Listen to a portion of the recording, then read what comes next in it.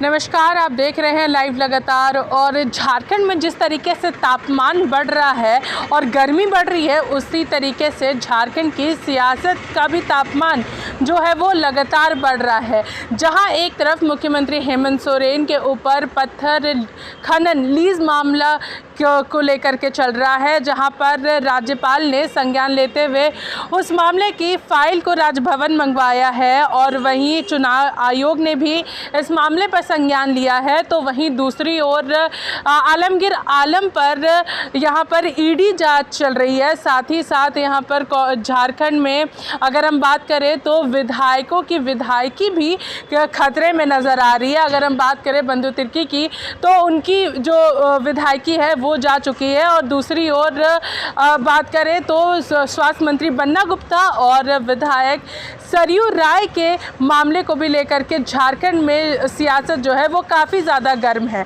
इसको लेकर के कहीं ना कहीं सवाल उठ रहे हैं कि क्या सरकार पूरे 5 साल चल पाएगी या नहीं चल पाएगी। क्या लोग यहाँ पर सरकार में अस्थिर करने का कोशिश कर रहे हैं। आइए सुनते हैं इस पूरे मामले को लेकर के कांग्रेस के प्रदेश अध्यक्ष राजेश ठाकुर का क्या कुछ कहना है। देश का पहला प्रदेश नहीं है जहां इस तरह की कार्रवाई हो। जहां भी भारतीय जनता पार्टी की सरकार नहीं है वहां इस तरह की कार्रवाई चलती रहती है और नतीजा सिफर होता है। ये जरूर है, एक प्रयास होता है इनका कि इस तरह से करके डिस्टर्ब करे। हमने कहा है कि संवैधानिक संस्थाओं का दुरुपयोग नहीं होना चाहिए, बाबा साहब अम्बेडकर को अपमानित नहीं किया जाना चाहिए। तो हम समझते हैं, फिर भी अगर लोग नहीं समझ रहे हैं तो हमें लगता है कि बहुत जल्द जनता का विश्वास इन तमाम संवैधानिक संस्थाओं से उड़ जाएगा। और जो केंद्र सरकार जिस तरह की कार्रवाई कर रहा है, आप खुद से देखिए कि एक मामले में सजा हो जाती है, बंधु तिर्की जी के मामले में ऐसे कई मामले हैं, उस पर कोई सजा नहीं होती है। कोई भारतीय जनता पार्टी का सदस्य हो, उसके लिए सजा देर हो, तो ये ठीक नहीं है।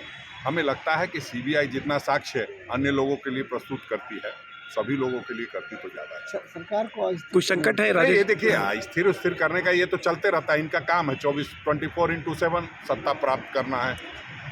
लेकिन होने वाला कुछ नहीं है, झारखंड है, यहाँ थोड़ा समझने की जरूरत है।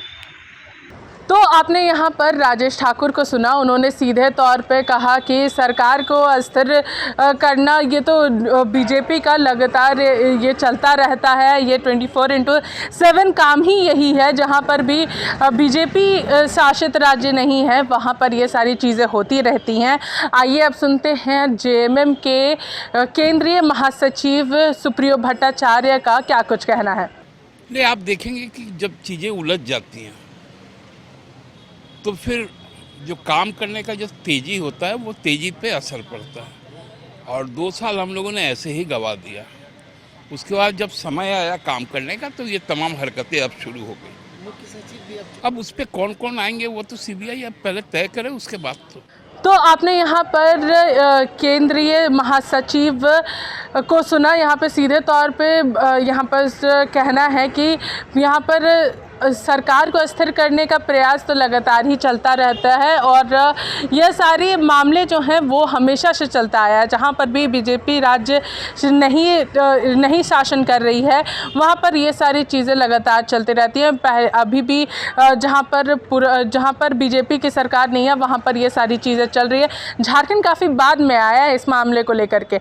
आइए अब सुनते हैं जेएमएम के केंद्रीय महासचिव विनोद पांडे का क्या कुछ कहना है। कहाँ आपको संकट लग रहा है? ये कोई नई बात नहीं है कि ईडी, सीबीआई और केंद्रीय एजेंसियां सक्रिय हुई है यहाँ। ये तो जहाँ जहाँ भारतीय जनता पार्टी शासित जो राज्य नहीं है वहाँ इस तरह से केंद्रीय एजेंसियां सक्रिय होती है। और केंद्र की जो सरकार है वो भारतीय जनता पार्टी की सरकार है और भारतीय जनता पार्टी का ये एजेंडा वहाँ पर लागू होता है जहाँ पर उनकी सरकार नहीं होती। आप राजस्थान को देख लें, बंगाल को देख लें, झारखंड को आप देख लें, तो इस तरह की बातें पहले भी हुई है, आज भी हो रही है। लेकिन ये झारखंड है और हम समझते हैं कि संवैधानिक संस्थाओं का जिस तरह से भारतीय जनता पार्टी दुरुपयोग कर रही है, ये आने वाले दिनों में ये अच्छा संकेत ये नहीं है। तो आपने यहाँ पर जेएमएम के वरिष्ठ नेता और महासचिव विनोद पांडे को सुना। उन्होंने सीधे तौर पे कहा है कि यह सिर्फ इत्तेफाक नहीं कि झारखंड की सियासत इस तरीके से अपनी स्थितियाँ बदल रही है और यह पूरा का पूरा केंद्र सरकार की प्रायोजित चीज़ें हैं और जिसके तहत सरकार को अस्थिर करने का प्रयास किया जा रहा है। इसी के साथ देखते रहिए लाइव लगातार। रांची से मैं पूजा, नमस्कार। न्यूज अपडेट के लिए आप हमारे चैनल को सब्सक्राइब करें। आप हमें फेसबुक और इंस्टाग्राम पर भी फॉलो कर सकते हैं। बने रहे लगातार.in के साथ।